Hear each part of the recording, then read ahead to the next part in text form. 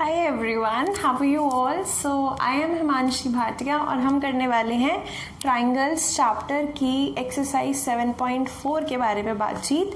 तो एक्सरसाइज 7.4 जो है वो पूरे जो बाकी का हमारा चैप्टर है 3 एक्सरसाइजेस उनसे थोड़ा अलग है, कॉन्ग्रेंसी नहीं है इसमें, लेकिन बहुत सिंपल और इंटरेस्टिंग चीज़ है इन इक्वालिटी। अभी तक हम कह रहे थे ये साइड इसके इक्वल है, ये एंगल इसके इक्वल है, तो यहाँ पे कॉन्ग्रेंसी हो गई। बट 7.4 एक्सरसाइज में इनइक्वालिटी है, चीज़ें इक्वल नहीं है, बड़ी छोटी है ना। तो जब चीज़ें नॉट इक्वल होती हैं, कुछ कम है, कुछ ज़्यादा है, कुछ बड़ा है, कुछ छोटा है, तो हम करते हैं कंपैरिजन, राइट। तो इस एक्सरसाइज पे सिर्फ 3 बातों का ध्यान रखना है। अगर वो 3 बातें आपको आ गई तो आप इस एक्सरसाइज का कोई भी क्वेश्चन बहुत आराम से कर सकते हैं। तो पहले थोड़ा सा देसी तरीके से एक्सप्लेनेशन समझते हैं और उसके बाद मैं कुछ पॉइंट्स लिख कर दूंगी आपको so that you can jot them down. तो देखो, हमने एक चीज़ पढ़ी थी कि अगर हमारे पास कोई ट्राइंगल है और उसमें 2 साइड बराबर है, मान लो ये वाली साइड इस साइड के बराबर है, राइट। तो यहाँ पे क्या होता है, इक्वल साइड के जो ऑपोजिट एंगल होता है, आमने सामने वाले, इस साइड के सामने ये एंगल और इस साइड के सामने ये एंगल, ये दोनों क्या होंगे, बराबर होंगे, क्योंकि बराबर साइड्स के ऑपोजिट में थे। ये चीज़ें तो हमें पता है। इसका रूल क्या होता है कि angles opposite to equal sides are equal, ठीक है। लेकिन सवाल ये उठता है कि अगर ये इक्वल नहीं है तो ऑब्वियसली ये इक्वल नहीं होंगे एंगल्स, लेकिन क्या हम कोई रिलेशन बता सकते हैं? तो हम डेफिनेटली एक रिलेशन बता सकते हैं। इसी ट्राइंगल को अगर मैं दोबारा बनाऊं, इसी में चेंजेस कर देती हूँ। मैं क्या कर रही हूँ, ये वाली जो साइड है ना, ये वाली साइड, इसको मैं छोटा कर रही हूँ। मैं इतना काट दिया मैंने इस साइड को, मैं इस ट्राइंगल की ये साइड छोटी कर दूँ तो ऑब्वियसली मुझे इसको ऐसे जोड़ना पड़ेगा ना।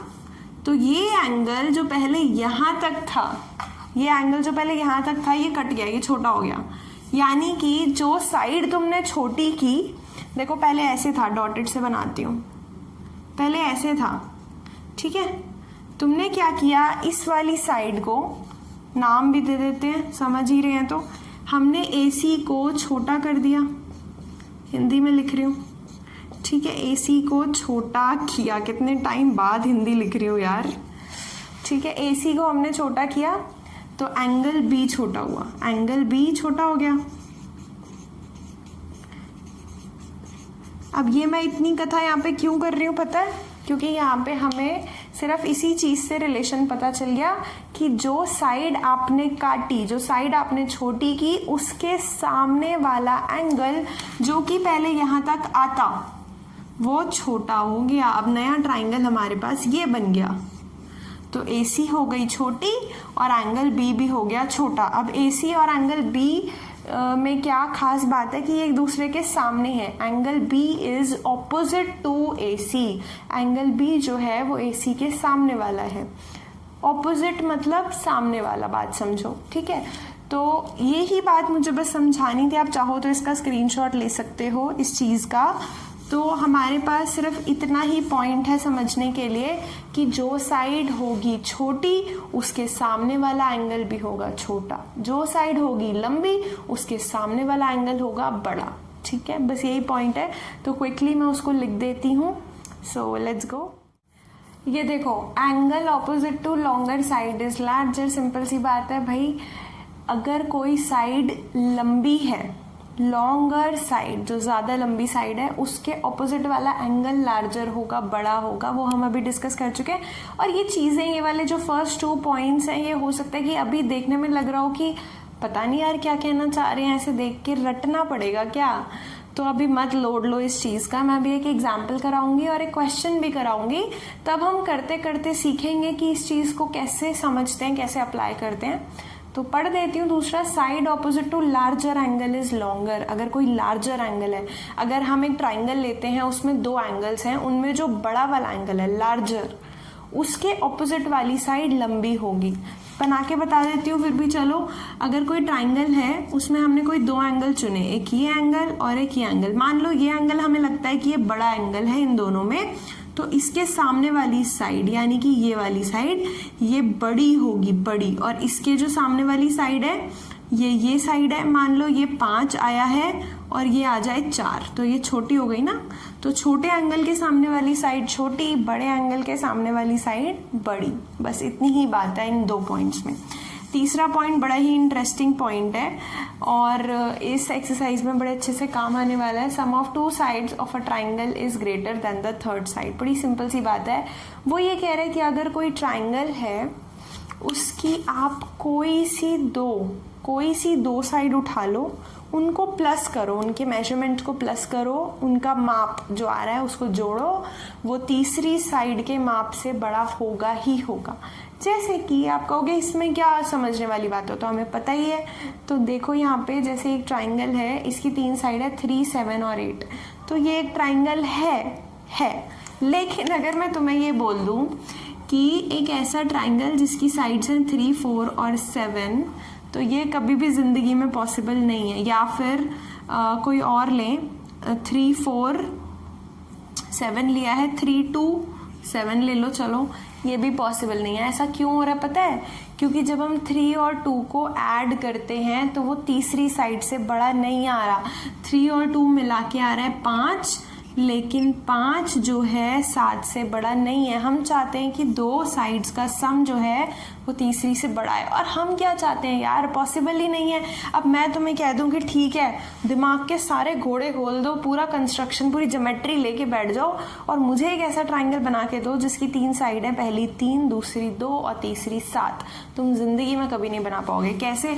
तुम सोचोगे कि चलो हमने 3 सेंटीमीटर की यहाँ पे लाइन खींची, उसके बाद हम क्या करते हैं, 2 सेंटीमीटर की लाइन कहीं पे बनेगी पता नहीं, यहाँ भी बन सकती है, यहाँ भी बन सकती है, यहाँ कहीं पे बन सकती है। तो हम क्या करते हैं, कंपास लेके 2 सेंटीमीटर की एक आर्क लगा देते हैं यहाँ पे 2 सेंटीमीटर की, और 7 सेंटीमीटर की आर्क हम यहाँ लगा देते हैं। जहाँ पे कटेगा, मान लो ये आर्क लग गई, ये जहाँ पे काटेगा वो ट्राइंगल बन जाएगा। पर ऐसा पॉसिबल नहीं होगा।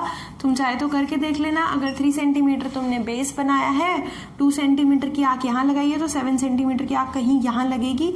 ये जिंदगी में आर्क्स कभी एक दूसरे को काट ही नहीं रही, काटेंगी ही नहीं। ये यहाँ पे ऐसे खत्म हो जाएगा। सर्कल मान लो आर्क्स तुम बढ़ाओगे और ये सर्कल ऐसे, मतलब यहाँ पे दिख रहा है कि कट रहा है पर हो नहीं पाएगा possible.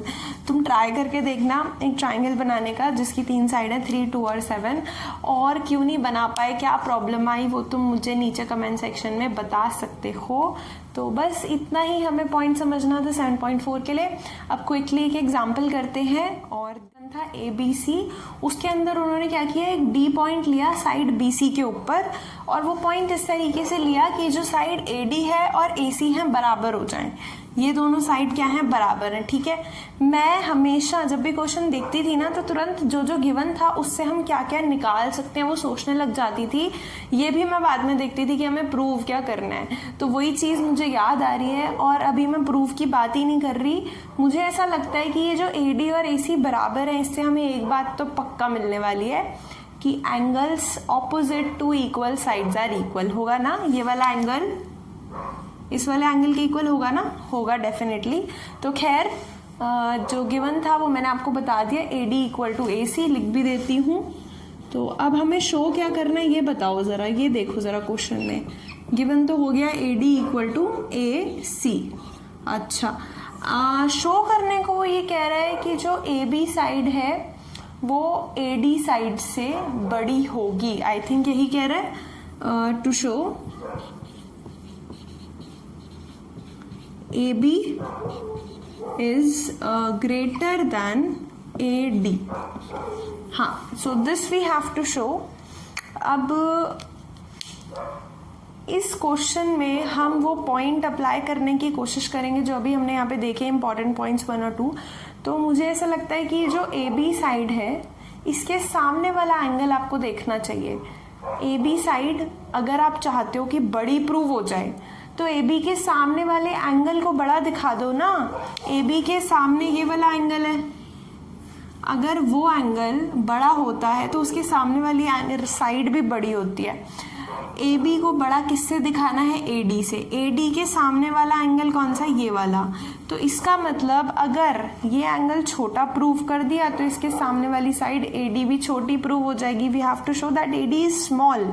So we need to reach to this situation कि AD के सामने वाला एंगल यानी कि ये एंगल हमें छोटा मिल जाए, छोटा, समझ रहे हो। तो इस तरीके से क्वेश्चन को अटैक करते हैं। कैसे हम करना शुरू करते हैं, हमें इन एंगल्स के बारे में बात करनी है। हम चाहते हैं कि वाला एंगल इस वाले एंगल से छोटा हो जाए, ठीक है।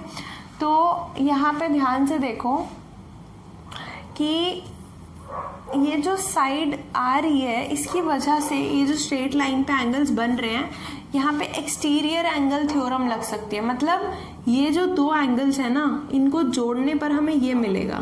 तुम्हें याद होगा मैंने तुम्हें एक्सटीरियर एंगल थ्योरम बताई थी। उसमें क्या होता है कि ट्राइंगल के दो साइड्स का, दो एंगल्स का जो सम होता है, मान लो ये है x और ये है y, तो उसका सम x प्लस वाई हमें बाहर मिल जाता है इस तरफ। अगर हमने इस ट्राइंगल को बढ़ाया है, ऐसे साइड को एक्सटेंड किया है, तो यहाँ पे भी तो हमें एक्सटीरियर एंगल थ्योरम लगते हुए दिखाई पड़ रही है। हमें ऐसा लग रहा है कि ये वाला जो एंगल है, मान लो इसको फिर से हम x ही ले लेते हैं इसको, और इसको y ले लेते हैं, तो ये एंगल x प्लस वाई होना चाहिए ना अकॉर्डिंग टू। मान लो इसको मत देखो, तुम इसको मत देखो, तो तुम्हें एक्सटीरियर एंगल थ्योरम लगते हुए दिखाई दे रही है। इन दोनों का सम यहाँ पे मिलेगा, ठीक है। तो चलिए शुरू करते हैं। अरे ये तो टेक्निकल गुरुजी वाली बात हो गई, वो ऐसे ही बोलते हैं ना। चलिए शुरू करते हैं। तो खैर x प्लस वाई जो है, यहाँ पे x प्लस वाई दे रहा है, इसका मतलब हम ये कह सकते हैं कि ये जो एंगल है, एंगल B, वो इस पूरे एंगल से छोटा है और ये वाला एंगल इस पूरे एंगल से छोटा है। अब ये बात मैं क्या कह रही हूँ, मैं ये कह रही हूँ कि अगर मेरे पास एक बॉक्स में कुछ चॉकलेट्स है, दूसरे बॉक्स में कुछ चॉकलेट्स हैं, उन दोनों को मिला के जितनी भी चॉकलेट्स आएंगी वो इंडिविजुअली दोनों बॉक्सेस की चॉकलेट से तो ज़्यादा ही होंगी। दो चीज़ें मिलके कुछ बन रहा है तो वो तो बड़ा ही होगा ना, पहले से भी और दूसरे से भी ऑब्वियसली। तो इन दो एंगल से मिलके ये एंगल बन रहा है ADC, तो वो बड़ा होगा। तो आप बोलेंगे कि एंगल ADC जो है वो बड़ा है। किससे बड़ा है? इससे भी और इससे भी। तो लिख देते हैं कि एंगल ADC जो है वो एंगल ABD से बड़ा है, एंगल ABD से बड़ा है, लिख दिया मैंने। और अभी फिलहाल मैं इतना ही लिख रही हूँ, इससे बड़ा नहीं लिख रही मैं।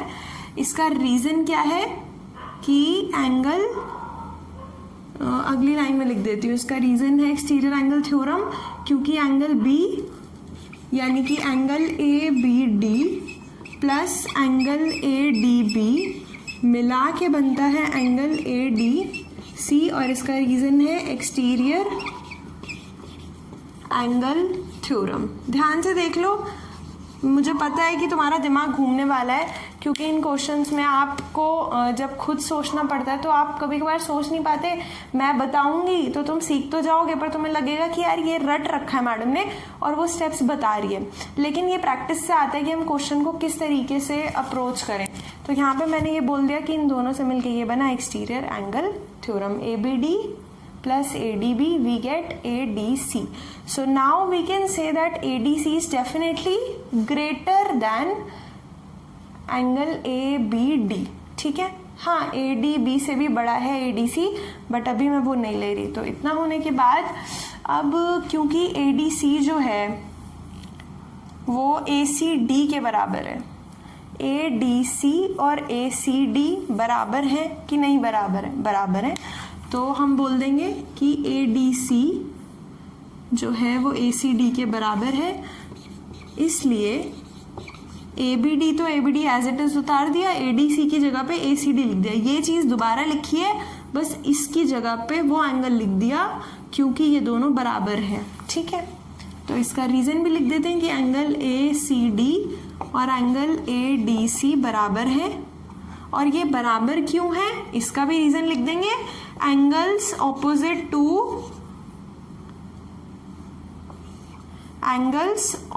टू इक्वल साइड, भाई सेम साइड थी ना।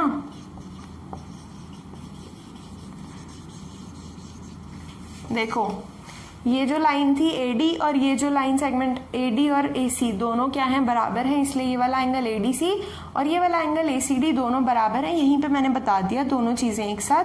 तो हमें मिल गया कि ACD और ABD में ACD बड़ा है।